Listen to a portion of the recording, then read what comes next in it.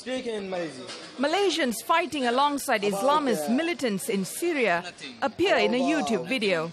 This 45-year-old religious scholar, Lotfi Arifin, had thousands of Malaysian followers on Facebook, plus fan pages dedicated to following his exploits.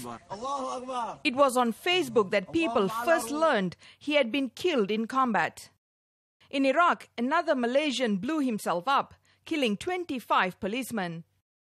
Since early last year, Malaysian authorities have been trying to stop people from joining groups like Islamic State.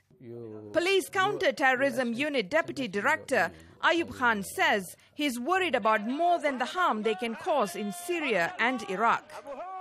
They are also planning to carry out attack in Malaysia against Malaysia government. Because for them, Malaysia is not Islamic government.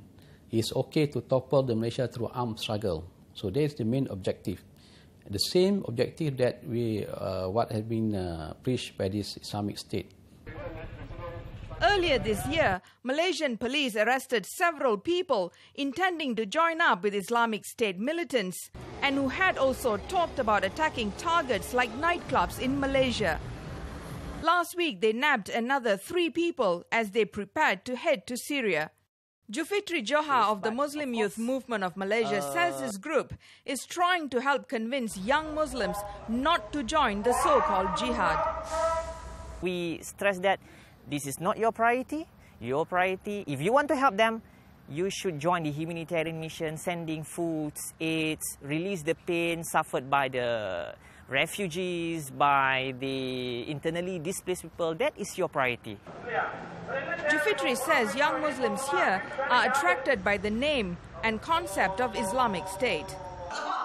But police say the would-be jihadists are also keen to fight against the Shia, seeing them as heretics and therefore legitimate targets.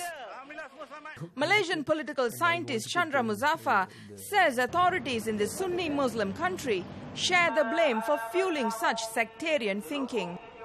It is obvious that there is a strong anti-Shia element in religious propaganda in Malaysia. And this is emanating from the religious establishment, from certain elements in political parties, from NGOs, from various other groups. Police say they are closely monitoring social media, which they say are the militants' main recruiting ground.